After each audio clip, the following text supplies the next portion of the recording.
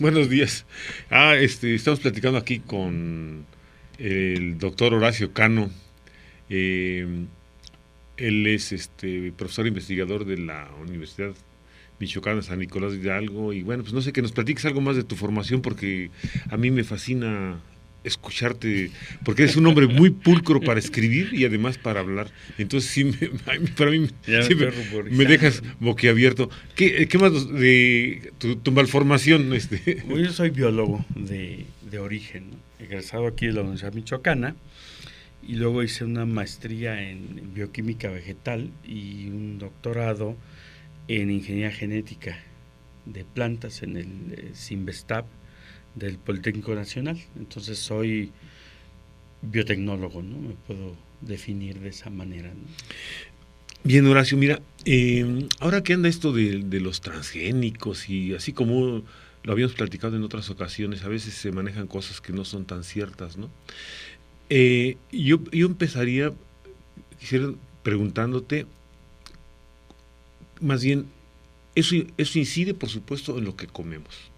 Entonces, yo había pensado en el, en el título de esta plática, esta conversación, que ojalá enriquezca a la gente que lo escucha y lo va a ver posteriormente en YouTube. ¿Qué estamos tragando? Bueno, primero, los transgénicos son una tecnología. La transgénesis es una tecnología y por supuesto es parte de una biotecnología, ¿no? ¿En qué consiste? Consiste en insertar una secuencia genética, un pedazo de ADN que tiene información para algo, ¿no? En un genoma al que no le pertenece. Entonces, ese genoma que porta un gen ajeno, pues es un transgénico, ¿no? Y por supuesto,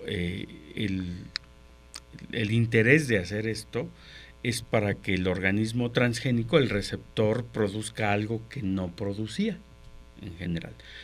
De manera muy general, un gen determina una proteína. Entonces, nosotros metemos un gen a una planta o a una bacteria para que produzca esta proteína.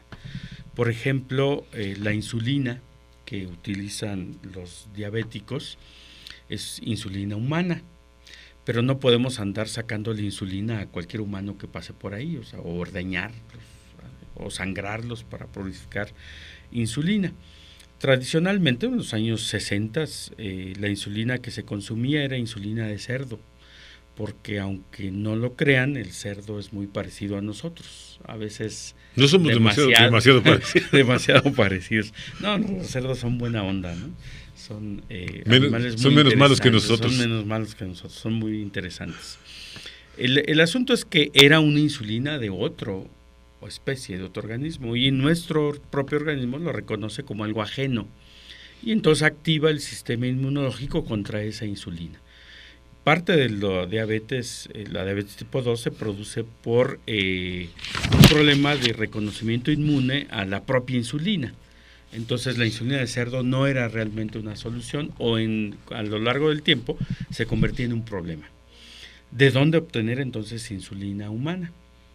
En 1973 se concibió un experimento en el que se extrajo el gen de insulina humana, por supuesto de un humano sano, que no era diabético. Esta insulina se le quitaron los elementos que no reconoce, por ejemplo, una bacteria, y se introdujo en una bacteria. Una bacteria se puede reproducir por miles en unas cuantas horas. Entonces podemos tener una fuente de insulina importante. Y de esta manera la bacteria estaba produciendo insulina humana. Esto no convierte a la bacteria en humana o no la humaniza. Es un solo gen que produce una proteína sin ninguna función dentro de la bacteria. De esa manera disponemos no solo ahora de insulina, de una gran cantidad de proteínas que son determinantes en el tratamiento de enfermedades o en la conservación de la salud. Entonces estas bacterias son transgénicas. Esa es una forma de transgénesis, ¿no? Bueno, llevar esto a otros niveles fue relativamente sencillo. Bueno, ¿por qué no transformamos plantas, por ejemplo? Y entonces una planta que no produce alguna proteína particular ahora la puede producir. Entonces tenemos plantas de tabaco, por ejemplo, que producen interferón. El interferón gamma es un compuesto humano, una pequeña proteína, vamos a llamarla así, que actúa en la defensa contra el virus y contra cáncer. Y entonces tenemos una fuente de interferón gamma. Si esta planta no existiera transformada de esta manera, tendríamos que sacar el interferón de placenta, y estas cosas, tú sabes que van a generar un problema de carácter ético muy grave, ¿no? Entonces tenemos una fuente de eso.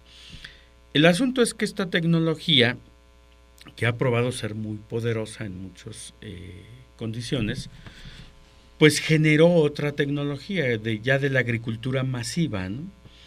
Digamos que una planta tiene poca tolerancia al aluminio. El aluminio se acumula en cierto tipo de suelos en los que llueve mucho, hay mucha humedad, se vuelven suelos ácidos y acumulan aluminio. Y el aluminio es un compuesto muy tóxico.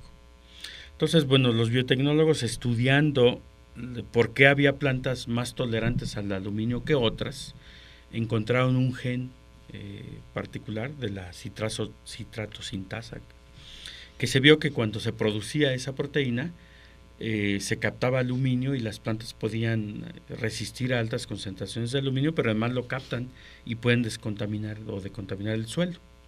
Entonces, este tipo de modelos son interesantes. El asunto es que llegó a los alimentos que nos comemos y llegó como alternativa al uso de ciertos pesticidas, para acelerar el crecimiento, para cambiar ciertas características nutricionales de los alimentos, etcétera, ¿no? Y entonces empezó a aplicarse esta tecnología como se han aplicado otras tecnologías antes, ¿no? De manera masiva, en agricultura extensiva, y sabemos que los genes son muy específicos. Y entonces los biotecnólogos entendemos que este tipo de tecnologías no deben emplearse de esa manera, porque no van a funcionar fundamentalmente. Paralelamente a esto, pues el hecho de que uno transforme en el laboratorio una planta, pues genera mucha desconfianza en muchas personas, ¿no? ¿Qué me voy a comer? Decías tú en tu pregunta. Me voy a comer un transgén, o sea, una proteína que no estaba, por ejemplo, en esa manzana. En realidad nosotros comemos genes todos los días y a todas horas. Es decir, cada manzana que yo me como, cada pedazo de carne de vaca que yo me como o vaso de leche que me tomo, estoy consumiendo no un gen, sino millones de genes. La cuestión es que esos genes no llegan a mí, ¿sí? En el sistema digestivo, todos esos productos son destruidos, desdoblados, dicen los químicos. Y en el intestino se absorben los componentes más esenciales. Y esos componentes son iguales en una rana, en una orquídea, en una bacteria o en la reina de la belleza. Entonces eso es lo que vamos a absorber. De manera que el que sea transgénico en realidad es irrelevante. A nosotros no nos pasa nada. Ahora, si el transgén produce una proteína que tiene efectos dañinos, pues evidentemente me va a hacer daño. Yo siempre les he dicho a la gente que está un poco asustada con esto, bueno, tengamos confianza en que las compañías no quieren matar a sus clientes, ¿no? Es decir, no le van a poner un veneno para matarnos como tal. Y hay proteínas que generan efectos dañinos si nosotros las consumimos, ¿no? De manera que si yo hago una planta transgénica con ese gen que produce esa proteína, pues me va a hacer daño consumir esa planta.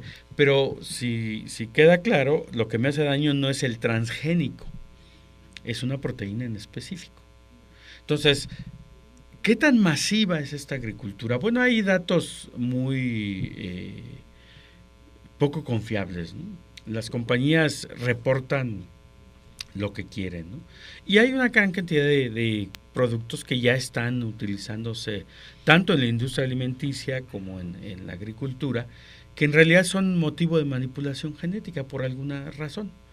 Y entonces hay por ahí una lista que Greenpeace o este tipo de organizaciones ha publicado, donde viene una lista de productos que se sospecha que son productos transgénicos, ¿no? Entonces cuando uno ve la lista dice, caray, pues ya no voy a poder comer nada. Yo creo que hay que comernos con confianza, no nos va a pasar nada en ese sentido. Ahora, va a pasar algo en la agricultura donde esas cosas se generan, bueno, esa es otra discusión. En la salud no hay ningún elemento que pruebe que un transgénico por sí solo tenga un efecto dañino. Pero también está lo otro, lo contrario, ¿sabe? Que pruebe que no, efectivamente. O sea, dices que no, pero tampoco, o sea, hay una incertidumbre, ¿no? Es lo que dicen que, bueno, ¿qué tanto Claro, se ha probado? mira, han pasado cerca de 35 años desde que se liberó el primer producto transgénico al mercado.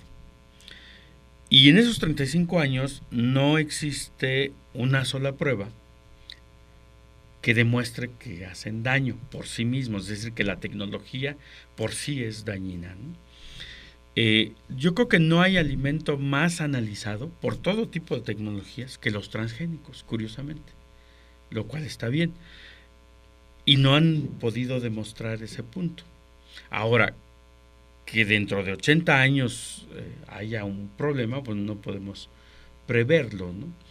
En general, lo que hay que tener un control muy serio es de lo que se introduce en las plantas, ¿no?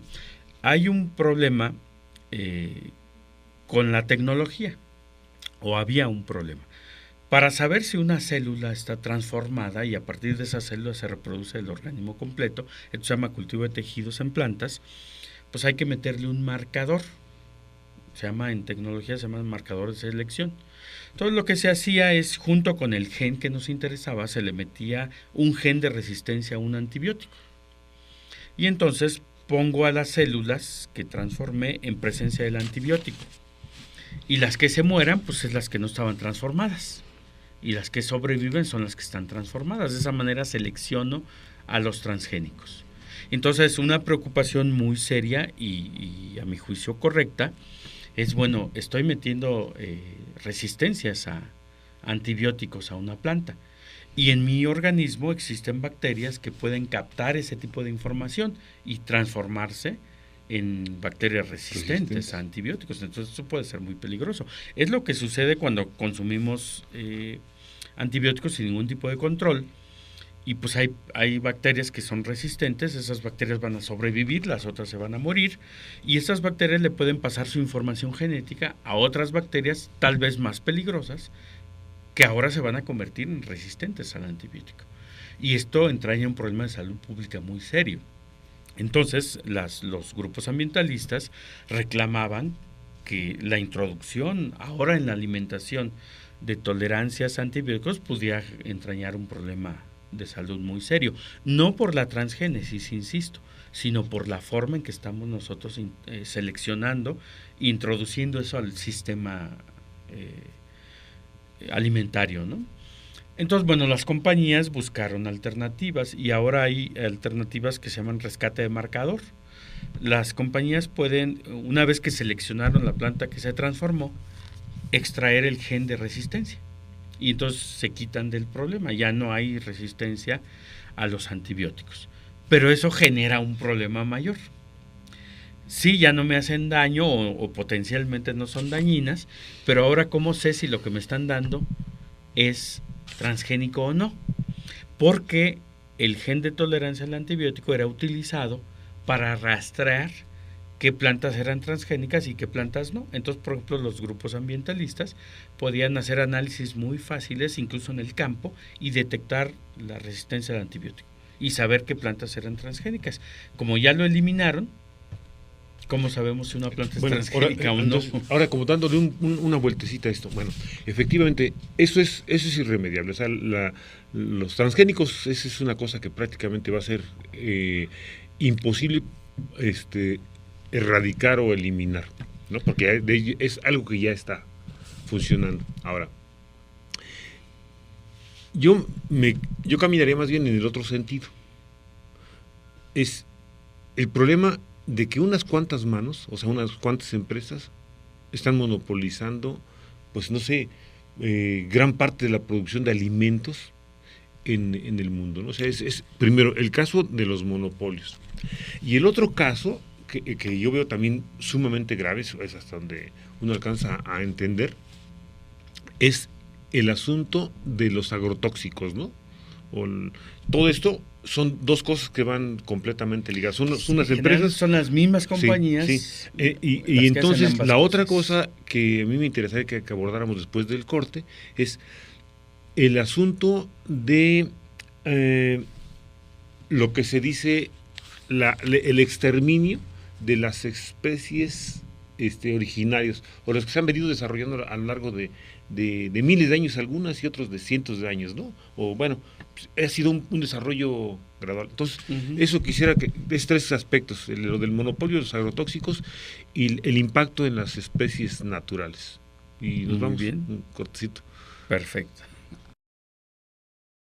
Bueno, pues ya estamos de regreso después de este pequeño corte y habíamos planteado tres cosas. La alimentación en pocas manos, ¿sí? Muy pocas empresas. Uno. La otra, los monopolios. El otro, los agrotóxicos y el impacto que pudieran tener en las especies nativas, las que se han desarrollado a lo largo de cientos de años o miles, sí, en algunos casos. Yo creo que este problema de las tecnología en pocas manos es un problema fundamental que hay que discutir. Y como en otras áreas de la tecnología, lo que está convirtiendo a nuestros países, me refiero a los países en vías de desarrollo, es en clientes cautivos de grandes empresas, ¿no? En un mundo igual o de pares, esto no sería un problema, es decir, entre Francia e Inglaterra contra Estados Unidos, tienen economías, aunque no son tan iguales, pues que pueden competir. Pero el problema es con los países que dependemos económica y tecnológicamente de metrópolis. Porque entonces el comercio de alimentos o de implementos para la agricultura se puede convertir en un arma. Y te comentaba en el corte que esto en realidad se está usando. Es decir, si este gobierno, si este sistema o cierta orientación me son incómodas, les cierro el suministro de granos, de papel higiénico, y con esto les genera una crisis. De dentríficos en alguna época nosotros, ¿te acuerdas? Exactamente. Ya ha sucedido en México y está sucediendo en el mundo. Entonces es un problema muy fuerte. La otra cuestión es que estas compañías, su modelo es la estandarización. O sea, ellos tienen que vender millones de toneladas, por ejemplo, de semillas, y no importa que sean o no eficientes, ¿no? Hacen pruebas en sus campos experimentales y luego nos las venden como la panacea. Es decir, una semilla que es muy productiva, muy rendidora en los valles de Iowa y en el centro de Estados Unidos, nos la venden como que va a ser muy productiva acá en un Ecuador o en la meseta purépecha. Y esto es falso, totalmente, porque las condiciones ambientales y las condiciones culturales son distintas. ¿Te estás refiriendo al maíz? Me estoy refiriendo, por ejemplo, al maíz. ¿Pero ese maíz podría contaminar? O sea, si se sembrara aquí. Ese es otro punto, ahorita vamos a ese punto. Entonces, el asunto es que a lo que es eficiente en esos valles, no necesariamente es eficiente, es más, casi nunca va a ser eficiente en nuestras tierras, porque las condiciones ambientales y las condiciones de cultivo, mecanización, agroquímicos y demás son diferentes. Entonces, generalmente pagamos una tecnología que no nos sirve de nada. Entonces, ahí está la dependencia. Lo que deberíamos hacer es generar nuestras propias productoras de semillas. En el caso, por ejemplo, del maíz, que produjeran semillas para regiones particulares, con maíz adaptado. De hecho, ya existe algo, ¿no? Existe este tipo de cosas, pero debería existir en todos los niveles de maíz, en todos los tipos de maíz, no solo el maíz nativo, sino también el maíz blanco, el maíz amarillo, etcétera, ¿no? El problema es que no lo hemos logrado, o por lo menos al nivel que deberíamos de lograrlo. Y el otro aspecto es que los transgénicos pueden ser una alternativa en ciertas condiciones, decía yo al inicio. Pueden ser muy benéficos en la producción de cierto tipo de cosas, como medicamentos o la descontaminación de suelos.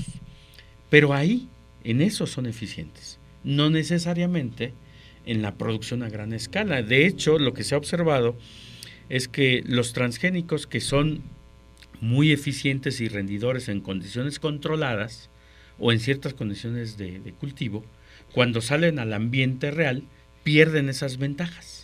Es decir, donde la variación climática, la presencia de parásitos, de patógenos, de herbívoros, los cambios bruscos de temperatura o de régimen de lluvias, anulan su ventaja. Esto ya está probado en ciertas condiciones. Entonces, la verdad, estamos comprando espejitos. Esa es una verdad. Está a unas cuantas empresas, y que además esas empresas no tienen mayor interés en el desarrollo nacional. Claro. Su propósito es vender, y mientras le vendamos, todo funciona para ellos. Tenerlos cautivos. Por supuesto. Y también son empresas que responden a los intereses políticos de sus metrópolis, de sus gobiernos. Y van a actuar, y lo han hecho en el pasado, de acuerdo a los intereses de sus propios estados, ¿no? Que no necesariamente son los nuestros. Y esto es muy peligroso. El otro asunto es, bueno, yo traigo un transgen ajeno totalmente al sistema en el que cultivo mi planta, y lo meto ahí. ¿Qué va a pasar? Ahí tenemos menos información que en otras áreas. Podemos dormir tranquilos, comernos una manzana transgénica, no nos va a pasar nada, ni van a nacer niños deformes. Pero ¿qué va a pasar con el desarrollo de los manzanos? Este gen puede colarse a las plantas silvestres o a los parientes cercanos, y de alguna manera otorgarle ventajas evolutivas que no tenía. Esa es una pregunta de interés científico. O al revés, que fueran... O generar, por ejemplo, una planta indeseable, perniciosa, que luego tengamos un problema. Te decía que es un asunto de interés científico, y se ha trabajado. Uno de los primeros resultados que se han observado es que las ventajas del transgen se pierden en condiciones naturales en la mayoría de los casos. Y entonces, bueno, esto nos da cierta tranquilidad, pero no hay suficiente información ni suficiente tiempo de estudio. Es una tecnología reciente. De manera que hay en la comunidad científica, al menos en la comunidad científica mexicana, la idea del principio precautorio. Es decir, como no tenemos información suficiente, pues mejor tomar medidas de precaución. El maíz es una planta muy sensible para nosotros. Es no solo la base de la alimentación, sino que forma parte de nuestra cultura, de nuestra identidad. Es una planta que se creó, que se inventó en México, y que se inventó en las zonas rurales, en las poblaciones indígenas, que en la actualidad son las más vulnerables, económicamente, social y culturalmente. De manera que, como no sabemos el riesgo que puede tener, pues más vale el riesgo ecológico, me refiero, y el riesgo evolutivo. ¿No se está haciendo eso? No se están haciendo experimentos suficientes. No se está haciendo el principio, no se está aplicando el principio precautorio. Se está aplicando por el lado de los investigadores. No, pero Pero en el Estado mexicano no lo sabemos. Es decir, no sabemos qué esté autorizando. O sea, la opinión de la gente que trabajamos en este tipo de cosas de biotecnología es que el maíz no tiene por qué ser sometido a este tipo de presiones en este momento, porque los problemas del maíz no son en realidad problemas de carácter tecnológico. Es decir, el maíz es un cultivo que ha sido desplazado de las mejores tierras de cultivo a los secuaros y terrenos pedregosos y de temporal, y ha sido sustituido por cultivos que se venden en el extranjero de exportación, hortalizas, aguacate, flores, este tipo de cosas. Y entonces nuestra capacidad productiva ha disminuido en razón de eso. No en los maíces nativos, que siempre se han cultivado en este tipo de terrenos pobres y que han generado una diversidad impresionante, ¿no? Una riqueza impresionante. Pero el maíz de alto consumo, maíz blanco y estos, somos deficitarios por este tipo de modelo. Entonces, no es metiendo transgénicos como vamos a incrementar la productividad. Lo que tenemos que hacer es crear incentivos, crear productoras de semilla, mejorar los precios de garantía del maíz, de manera que incentivemos al agricultor a cultivar maíz y evitar eso de desplazar el cultivo del maíz por otro tipo de cosas, claro, que a la larga pues no nos deja nada, ¿no? Y retomando el asunto de los agroquímicos, agrotóxicos. Ahí hay un problema bien serio, ¿no? Por ejemplo, empresas como Monsanto nos dicen, mira, yo tengo una solución para cierto tipo de prácticas agrícolas.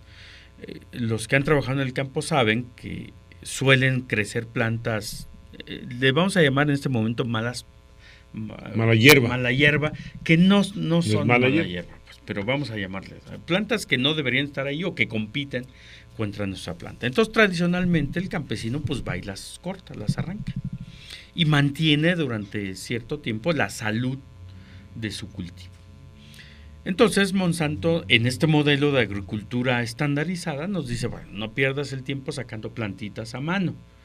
Yo te voy a vender una planta que es, por ejemplo, tolerante a herbicidas. Y entonces tú tiras el herbicida en el campo, matas a esas plantas, excepto a las que a ti te interesan, y se acabó. Claro, ellos te venden la semilla, te venden la tecnología y te venden el herbicida. Y el herbicida no solo afecta a la mala planta, sino afecta a todas las plantas, es decir, no es un proceso consciente. Y se acumula en el suelo y llega a los mantos freáticos. Por supuesto que es una práctica que es condenable, que hay que eliminar de la... ¿Y que se está aplicando? De la agricultura. Y aquí de nuevo estamos hablando de fenómenos de mala práctica, pero mala práctica motivada por cuestiones regulatorias mal aplicadas. Es decir, el gobierno mexicano no debería de permitir este tipo de prácticas. Por supuesto, requerimos alternativas. Si estamos hablando de 1 hectárea, pues a lo mejor arrancar a mano una planta es factible. No es... Pero si estamos hablando de 10,000 hectáreas, bueno, ya es un problema. Pero existen dentro de la agricultura ya tecnologías sencillas para mantener el control. Y esto tiene que ver con el movimiento de la tierra, con la labranza, pues. Tiene que ver con la presencia de agentes biológicos que controlan ese tipo de plantas y que la tecnología de agroquímicos ha tendido a eliminar y a disminuir. Es decir, hay sistemas más o menos de autocontrol, quiero llamarles así, natural, que van a mantener a raya a esas famosas malas plantas, sin necesidad de llegar al herbicida. Y bueno, en esta agricultura muy extendida, a lo mejor se podría justificar cierta tecnología para eliminarlas, pero la mayoría de los terrenos en México no son de esta naturaleza. Es decir, son en realidad terrenos pequeños en el que todavía se pueden labrar con prácticas tradicionales. Otro caso, estamos hablando del Bajío y de la Laguna, por ejemplo, que son el Valle del Yaqui, que son extensiones enormes de tierra. Entonces, lo que hay que hacer es diseñar tecnologías propias para estos lugares. Entonces, meter recursos a la investigación para generar alternativas, regresar a los prácticas tradicionales y buscar cuál de ellas puede ser una alternativa, el control biológico, la presencia de trampas biológicas y todo ese tipo de cosas, lo que le llamamos ahora agroecología. A lo mejor ahí hay soluciones que nos evitan tener que llegar al uso de agrotóxicos. Es muy difícil también prescindir de los fertilizantes en este modelo de agricultura extensiva. Pero bueno, los fertilizantes también tienen que aplicarse con ciertas reglas muy estrictas. Y es obligación del gobierno mexicano regular esa aplicación y vigilar lo que se nos vende. Bueno, pero aquí estamos hablando en algo que debería de ser. O sea, al final, o sea, los gobiernos, el de Estados Unidos, el de México y el de todo el resto del mundo, pues obedecen a las políticas de las grandes empresas. De este tipo de empresas. Entonces te das cuenta que el enemigo no es el transgénico. Ni los gobiernos propiamente, sino son las empresas. Que el enemigo está en un modelo económico que no le interesa el bien social, sí. Le interesa la ganancia. Pero hay que plantearle alternativas. Tú no puedes decirle a un campesino, prescinde de tus fertilizantes, así nada más. Tiene que haber una alternativa viable, que se haya probado, que le va a sostener su productividad, ¿sí? Y que le va a generar ganancias, porque finalmente pues el campesino ya casi se nos acaba el tiempo, nos dice Lupita. El otro, el peligro de contaminación a nuestro maíz nativo. Con esto del, bueno, fundamentalmente eso. Sí, mira, a mí el término contaminación no me gusta. Bueno, no contaminación, es lo que manejan los... Sí, te lo digo, los ambientalistas, por supuesto. Y entiendo a qué se refiere, ¿no? El asunto es que la agricultura en la naturaleza no es tan prístina, tan pura como suponemos. El fenómeno de transferencia de genes entre especies, entre reinos, incluso es un fenómeno común. Ahora lo sabemos, hay transferencia horizontal y hay transferencia entre especies. Esto incluso está empezando a cuestionar el concepto mismo de especie, ¿no? El maíz mismo es un ejemplo de transferencia masiva de genes. El maíz no existe en la naturaleza. El maíz fue desarrollado por prácticas de ingeniería genética tradicional, es decir, cruzas en la que se transmitían paquetes completos de genes, algunos de ellos no muy deseables, pero ahí iban, ¿no? De manera que pensar que un gen que llega a otra especie, a otra planta, pues le va a generar un problema o la va a hacer una super planta, pues es muy peor, difícil. o al final, que pudiera ser no súper, sino al revés. ¿No? Y ese tipo de cosas, porque en general ese tipo de fenómenos son muy complejos y no dependen de la presencia de un solo gen. Y además hay mecanismos de regulación, de autorregulación, es decir, tú no puedes recibir un gen y nada más hay mecanismos que te permiten evitar que ese gen se inserte o tenga manifestaciones. Esto se llama interferencia, estos mecanismos existen, pero no está debidamente estudiado, te quiero aclarar. De manera que requiere más estudio, y más estudio en condiciones de campo, es decir, tenemos que hacer experimentos en el campo para rastrear. En otra ocasión te platicaré un experimento de estos que iba muy bien, pero fue destruido por los grupos ambientalistas. Y nos podía haber aclarado, bueno, qué es lo que sucede, ¿no? Es un experimento así como muy largo, pero bien interesante, ¿no? No hay mucha investigación al respecto, es lo que hay que hacer. Horacio, ya se nos acaba el tiempo. Algo que pudiera decir así, por supuesto, la falta de investigación, concluyeras. Mira, los transgénicos no son el monstruo que nos pintan, pero tampoco son la gran panacea que nos va a librar de los problemas. Tienen aplicaciones muy precisas donde son interesantes y son importantes, y nada más. No nos van a resolver un problema de dependencia tecnológica o de dependencia alimentaria. Eso debemos de tenerlo muy claro. Pero tampoco nos van a generar mexicanos con 3 cabezas y 2 manos. Esos dos extremos a veces impiden una comunicación real y sacar alternativas reales. Los biotecnólogos luego se sienten acosados y despreciados. Nos sentimos. Por los opositores. Yo no, soy muy concha. Pero del otro lado, los ambientalistas tienen temores, y son temores justificados, reales. Pues. Yo necesito información y necesito que me digan qué me estoy comiendo.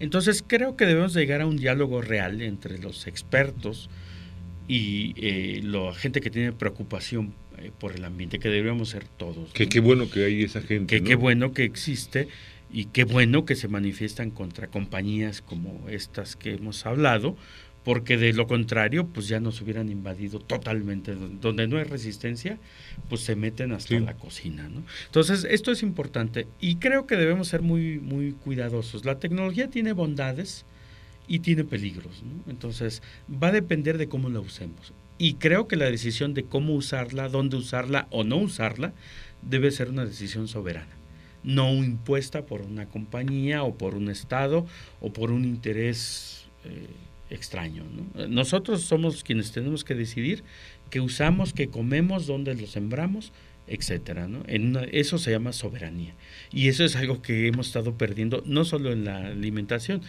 en casi todos los campos. Entiendo que la globalización puede ser algo positivo siempre y cuando haya soberanía, precisamente. Bueno, pues muchas gracias, Horacio. Pues al contrario, ¿no?